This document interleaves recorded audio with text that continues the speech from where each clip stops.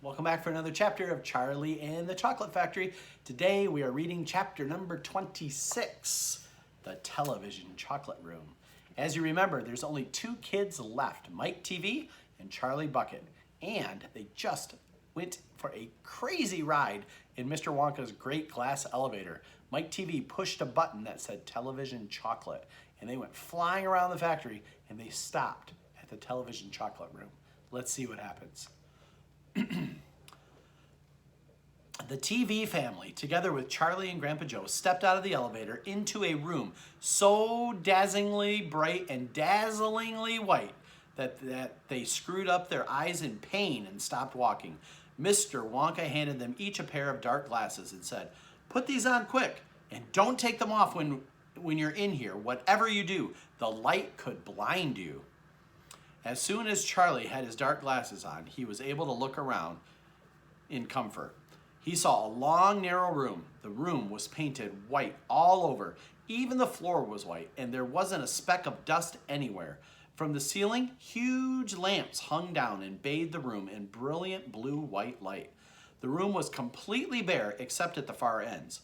At one of these ends, there was an enormous camera on wheels, and a whole army of Oompa Loompas was clustering around it, oiling its joints and adjusting its knobs and polishing its great glass lens. The Oompa Loompas were all dressed in the most extraordinary way. They were wearing bright red spacesuits, complete with helmets and goggles.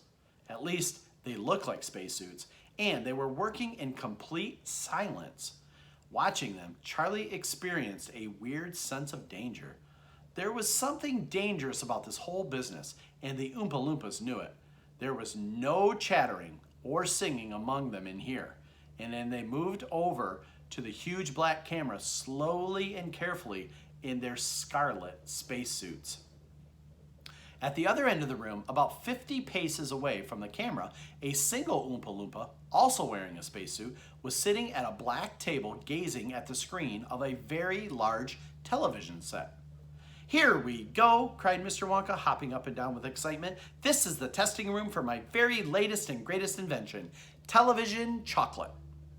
"But what is television chocolate?" asked Mike Teavee. "Good heavens, child, stop interrupting me," said Mr. Wonka. "It works by television. I don't like television myself. I suppose it's all right in small doses, but children never seem to be able to take it in small doses. They want to sit there all day long staring and staring at the screen." "That's me," said Mike Teavee. "Be quiet," said Mr. Teavee. "Thank you," said Mr. Wonka. "I shall now tell you how this amazing television set of mine works. But first of all, do you know how ordinary television works?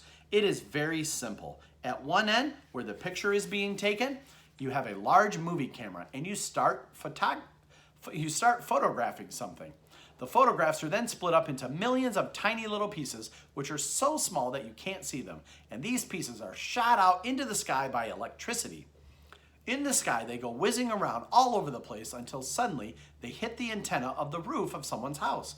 Then they go flashing down the wire, and it leads right into the back of the television set. And in there, they get jiggled and joggled around until every single one of those millions of tiny pieces is fitted back right into its place, just like a jigsaw puzzle. And presto, the photograph appears on the screen." "That isn't exactly how it works," Mike Teavee said. "I'm a little deaf in my left ear," Mr. Wonka said. "You must forgive me if I don't hear everything you say." "I said that isn't exactly how it works," shouted Mike Teavee. "You're a nice boy," Mr. Wonka said, "but you talk too much. Now then, the very first time I saw ordinary television working, I was struck by a tremendous idea.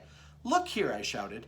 'If these people can break a photograph up into millions of tiny pieces and send the tiny pieces whizzing around through the air and put them together again on the other end, why can't I do the same thing with a bar of chocolate?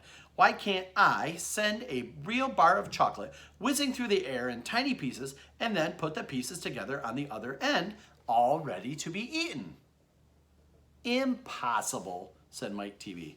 "You think so?" cried Mr. Wonka. "Well, watch this. I shall now send a bar of my very best chocolate from one end of the room to the other by television. Get ready. Bring in the chocolate." Immediately, 6 Oompa Loompas marched forward, carrying on their shoulders the most enormous bar of chocolate Charlie had ever seen. It was about the size of the mattress that he slept on at home.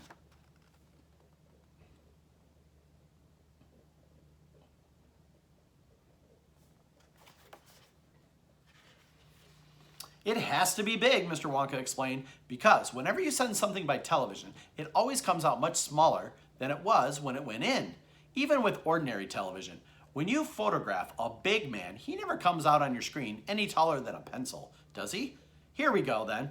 Get ready. No, stop, hold everything. You there, Mike Teavee, stand back. You're too close to the camera. There are dangerous rays coming out of that thing. They could break you up into a million pieces in 1 second.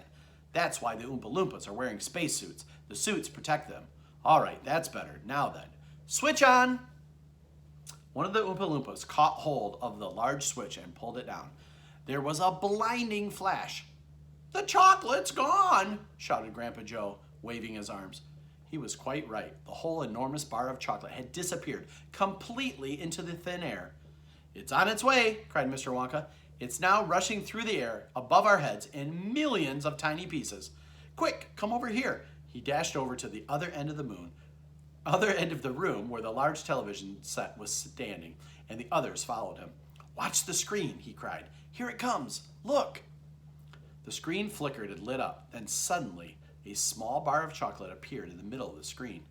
"Take it," shouted Mr. Wonka, growing more and more excited. "How can you take it?" asked Mike Teavee, laughing. "It's just a picture on a television screen." "Charlie Bucket," cried Mr. Wonka, "you take it. Reach out and grab it." Charlie put out his hand and touched the screen, and suddenly, miraculously, the bar of chocolate came away in his fingers. He was so surprised, he nearly dropped it. "Eat it," shouted Mr. Wonka. "Go on and eat it. It'll be delicious. It's the same bar. It's gotten smaller on the journey, that's all." "It's absolutely fantastic," gasped Grandpa Joe. It's a miracle." "Just imagine," cried Mr. Wonka. "When I start using this across the country, you'll be sitting at home watching television, and suddenly a commercial will flash onto the screen, and a voice will say, 'Eat Wonka's chocolates. They're the best in the world. If you don't believe us, try one for yourself. Now.' And you simply reach out and take one. How about that, eh?" "Terrific," cried Grandpa Joe. "It will change the world." And that is the end of chapter 26. Thank you so much for listening. We'll see what happens in the next chapter, number 27, where Mike Teavee is sent by television.